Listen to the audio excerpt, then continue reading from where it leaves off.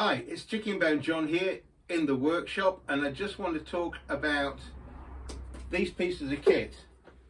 This is a planer, this is a thicknesser. I'm prompted to do this because somebody on the UK Cigar Box Guitar Forum said, oh, they bought a combination planer thicknesser and they were looking forward to using it. Now, I've got no experience of combination machines, so I can't talk about those. All I'm going to do is talk about what we use and my views on using these machines. Okay, so let's be clear, these are two separate pieces of kit. This, the planer, which in America I believe they will call a jointer. It's a bit of a strange name, but I think it's because a traditional jointer plane, a hand plane, is something that you're playing long pieces of timber to make neat joints. So that in America, that's known as a jointer. The purpose of this is to put a straight and true face and edge on a piece of timber. You can pass it and do one face, turn it against this fence and get a perfectly square piece of timber. So you get a piece of timber that's straight on both sides. I've actually marked these up. I always put a mark on the face where I've planed it, and then with those two right angle pieces you can put it through your thicknesser and bring it down to the correct thickness and width. This, be quite clear, will not straighten a piece of timber. If you put a piece of timber that's got a twist or a curve in it, all you will end up is with a perfectly parallel twisted or curved piece of timber. These are great machines, but this is not for planing a piece of timber flat.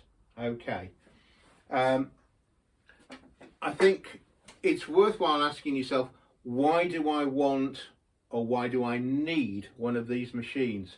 And I'm probably going to say something here that won't go down well or isn't what you want to hear. If you are buying these machines to do the job better than you can do by hand, think again. These machines will not do the job better than you can do by hand. You will get a better finish and a straighter piece of timber if you plane it by hand. Downside is that takes some skill. The tools are cheap. You can buy cheap Stanley planes for, you know, not much money. But they do need some setting up and they need some skill in using. But the results you get are terrific. They're not fast, but they are terrific. This won't necessarily give you the same surface finish or the same straightness that you would get the job done by hand. So sorry to tell you that. It's not a shortcut. What this will do, if it's set up properly, can do the job quicker. I've gone through this pile of timber today, and then yesterday we did all these. So that's about 100 necks and fretboards that have all been done in a couple of days, and that's not all I've been doing. I've been doing other stuff. So if you're making, you know, if you're talking about making stuff in those quantities, I couldn't do it by hand. So we have to use these machines.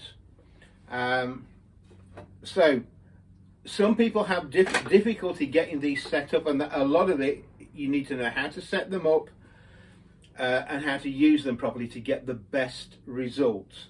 I'm not going to talk about that, but be aware, it's not instantly out the box, bang, it's going to be a magic bullet.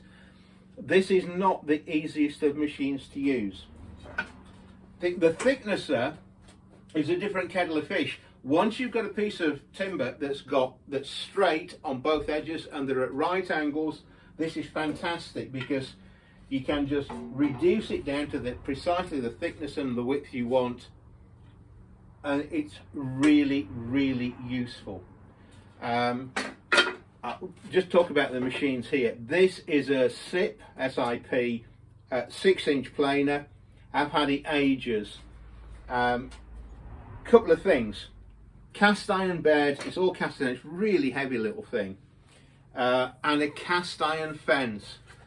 There's a few things which, again, a machine is not going to do some of the work for you. You need to get this set up bang on accurate, so your fence needs to be set up so that it is exactly at right angles to make sure you do get that square piece of timber. And after you've machined it, you need to check. You also need to check with a good straight edge. You know, holding this up to the light, both sides, and then also ideally you want to check with winding sticks. I've done a little video about that to make sure it's not twisted. So it means sighting down it with 2 sticks to see if it's actually perfectly straight and not twisted. So all those skills, the measuring and the checking, it's exactly the same whether you're doing it by hand or doing it by machine. The machine will not do that for you. I must reiterate that. Okay, so that's your thickness. A couple of things on this. This is hooked up, I don't know if you can see it, to my vacuum cleaner, and that's got a power offtake, so that when I switch this machine on, the vacuum comes on and pulls the chips and puts them in there. We've also got the same adapter on here. Yeah, so as I say, you're really looking for cast iron. A few safety things. This is probably one of the most dangerous machines in the workshop, because you have got here a 6-inch wide blade spinning at high revolutions. So one thing is, never be tempted to take that safety cover off. And when you are using it, what you want to do is to make sure you have the minimum amount of gap there, so this reduces the likelihood of you getting your fingers in the blade. I do know 2 people who have lost the ends of their fingers on one of these machines. They are very, very dangerous potentially, so be ultra careful. Now there's a few things on this health and safety thing that you really need to be aware of, and we'll just go through that. Okay, health and safety equipment. As an absolute minimum, you need safety glasses and a face mask. We use one of these, which is a powered face mask and dust mask. So when you actually wear it, you put this on, pulls filtered air through this sort of headset thing. Pair of ear defenders. I don't wear gloves when I'm using the thicknesser. I think you're better off getting a good grip with your fingers. I might use gloves if I'm using this, especially if I'm using rough sawn timber, just to stop getting these splinters in. There are a few other bits and pieces which you're going to need. This is a thing to use an engineer's square, not a traditional wooden one. These are much more robust. This is Moore and Wright, made in Sheffield. They're not cheap, you know, 30 or 40 quid. Great piece of kit, and a good straight edge. Now on the safety things, this is an absolute must. Push pads. You do not really want to be getting your fingers near that nasty rotating blade. So a lot of these machines will come with these, and I'll just show you a few variations and how we actually use it to try and make sure you're not going to lose your finger. What you want to do is to try and keep the exposed part of that blade to a minimum. Now, if we're putting a piece of timber through here, you really don't want to be getting your fingers anywhere near this, because if there's any kickback or any slip, your fingers are going to go in there. They will. They'll not be. You'll not get a second chance. So, at all times, you should use something like this, a push pad, a pair of push pads. And what you can do is it allows you to put pressure on there and pull the work through without risk of getting your fingers near it. So there's a bit of a technique. You know, if we were doing it on the flat, there's another way you can do it, and I've made a little thing up here, which is this. It's just a board with an old pair of handles from a hand plane. So you can start your work on here, and you can push the work through. I wouldn't say perfect safety, but that's a lot safer than using your fingers. When you're using a narrow board like that, bring the guard close. And we have another little thing here, which is like a push board, which has got a notch cut out, so I can sit that on there. I'll need to move that out slightly to clear that. There we go. But then, can you see, we can have our fingers on here, well away from that moving blade. It's really, really important. I cannot reiterate how important it is to keep your fingers well away from that. If there's any chance of this work being kicked out or your fingers slipping, you don't want them in there.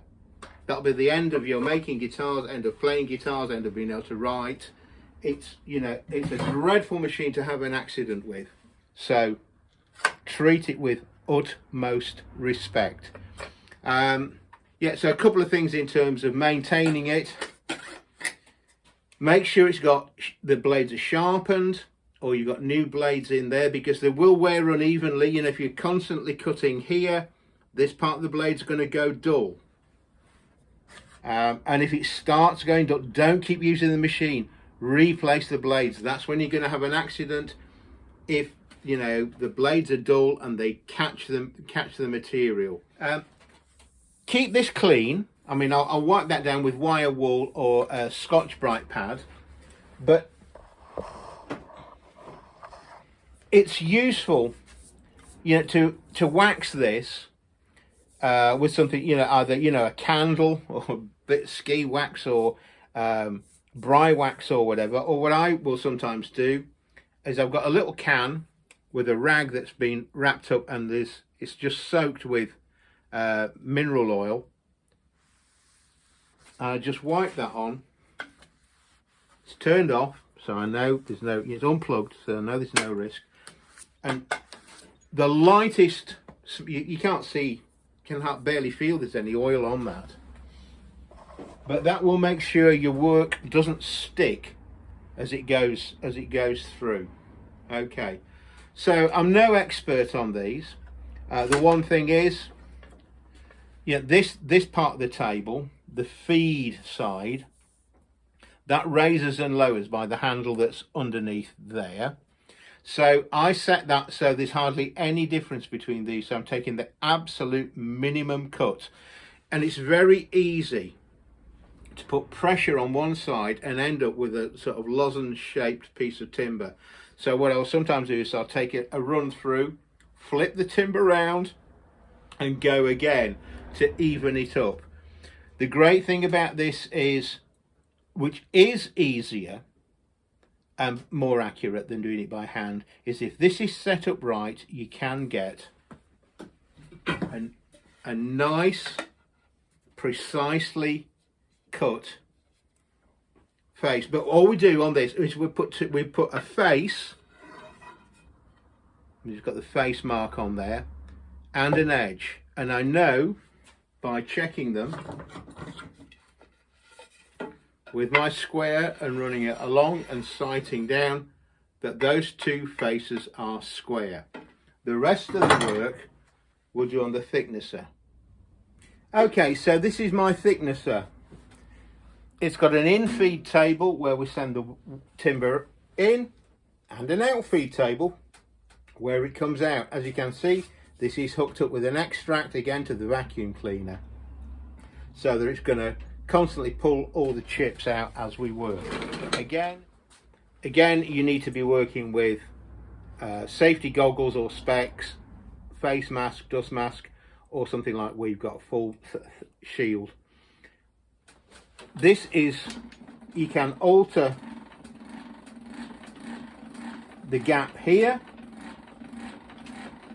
so you can cut quite thin. If it's really thin, and it won't bottom out, so if I'm doing fretboards, I'll put a board in the bottom to pack it up and work with that. But you can see it'll plane quite a big thickness of timber. Again, safety wise, you just don't want to get your fingers anywhere near here, so really my hands don't extend beyond the edge of this in-feed table. It's pretty basic, you know, it's just got an on-off and that's it. This is the second thicknesser I've had. I had an Axminster one, which was, I think it was slightly wider. It was more robustly built than this, I think, but cruder. It was very rugged, whereas, you know, these sides are plastic. It's on a steel frame, but these are plastic, where the Axminster were all pressed steel.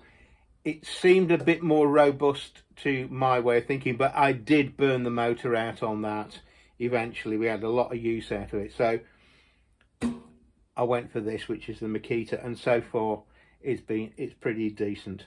Again, dangerous machine if you get your hands anywhere near here. So as I say, my hands stay way back here. One thing which I did talk about, you do get an effect called snipe. When you put a piece of timber in, you'll often find this first little bit has got a little notch cut out. So often you will need to put in over length timber because you'll get this little notch. But what I found is if you feed the timber in and just lift fractionally as it goes in, the machine will pull it down. And when it goes out, I do the same sort of thing. As it's feeding out through this machine, lift it up ever so slightly. And that does seem to help with stopping that, what they call the snipe, where it takes a little extra chunk. You can see that's come out of the machine and there's no snipe on that. But I think partly it's setting up your in-feed and out-feed tables and using the thing correctly. So, to my mind, this machine will do things that are much more difficult to do by hand. Getting a piece of timber exactly down to dimension in terms of its thickness and width. This will do it, but it will not straighten a piece of timber. It will not give you a regular piece of timber that's got right angles to it. You either have to do that by hand, by planing it, or using your planer. So there we have it, two really useful pieces of power equipment. Surface planer and the thicknesser. Understand what they do. Ask yourself, do you want to get involved in running these things and the dangers associated with them? Or are you going to stick with that? One thing which I would say is, I think a lot of people go to these machines thinking it'll free them from ever having to learn how to do the job by hand. And I think that's a very bad reason to buy machinery. I think you should know how to do the job by hand, because doing the job by hand, you get to know what the grain of the wood is. You can feel a twist. You can feel where under the blade this is taking away the timber. With this, it's very difficult to tell. If you do the job by hand, you do develop an innate sense of how the wood and the tool are interacting. Now, when you're doing it by hand, you've got direct feedback.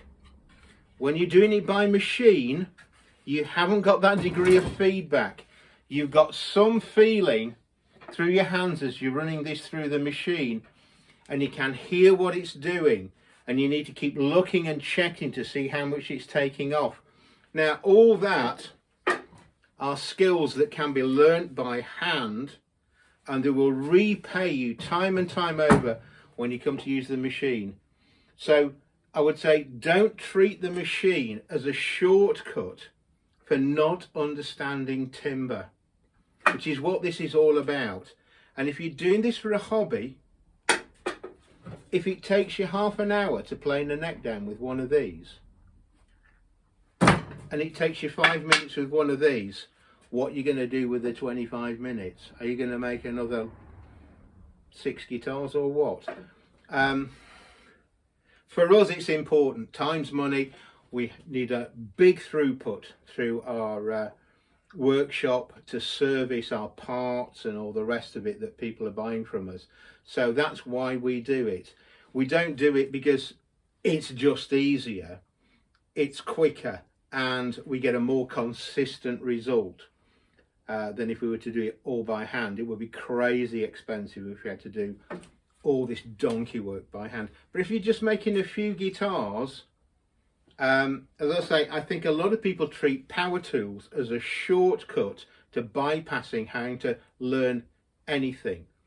Make no mistake, using one of these machines is just as much a learning process as this. This machine needs to be set up just in the same way as a plane needs to be set up.